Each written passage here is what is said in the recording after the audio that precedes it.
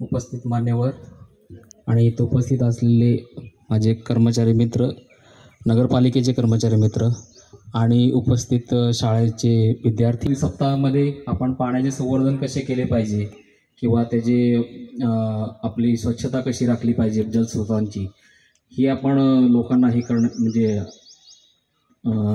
पाणी हे आपल्या जीवनातील सर्वात मोठे वरदान आहे असं बोललं तर खोटं ठरणार नाही, कारण प्रत्येक जीवनाला पाण्याची गरज आहे.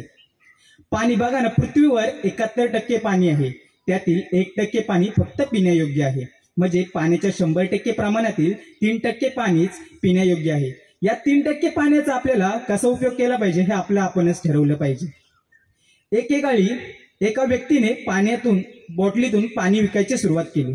त्याला लोक हसायला लागली, हा कोणता वेडा धंदा करतोयस, तुझी पाण्याची बॉटल कोण घेणार. पण तो एक दिवस माणूस मोठा झाला आणि त्याने आपली कंपनी खोलली आणि तोच माणूस म्हणजे आज बिस्लरीचा मालक ठरतोय. म्हणजे एका छोट्याशा पाण्याने त्याला किती श्रीमंत केलंय हे आपणच ठरवलं पाहिजे. म्हणजे पाण्याला आपण महत्व किती दिलं पाहिजे. आपण वाया पाणी अजिबात न दवडता त्याचा योग्य वापर केला पाहिजे.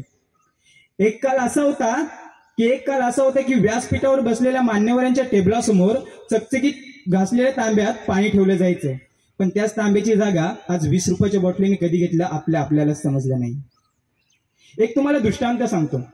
एका गरीब शेतकऱ्याने गावातील पाटलाकडून कर्ज काढले आणि कर्ज काढून बियाणे घेतले. ते बियाणे आपल्या शेतीत पेरले.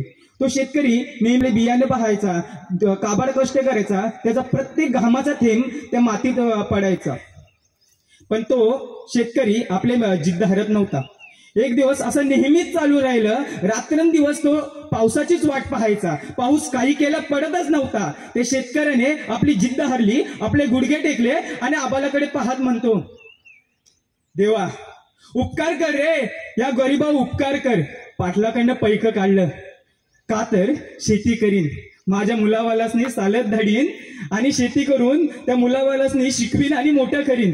हा पावसा पाण्याचा खेळ त्या मुलासनी दाखवणार नाही, कारण पाऊस कधी पडतो कधी नाही पडत आणि पडला तर अति पडतो आणि शेती ही वाहून नेतो.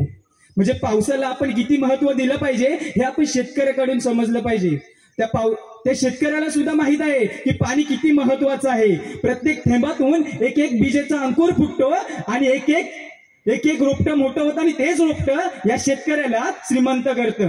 हा ना, एक होता राजा, एक होती राणी, तसंच एक होतं पाणी. अशी वेळ म्हणायची अशी वेळ येऊ द्यायची नसेल तर एकच लक्षात ठेवा, एकच वाक्य मनावर करून ठेवा की जल है तो कल है. धन्यवाद.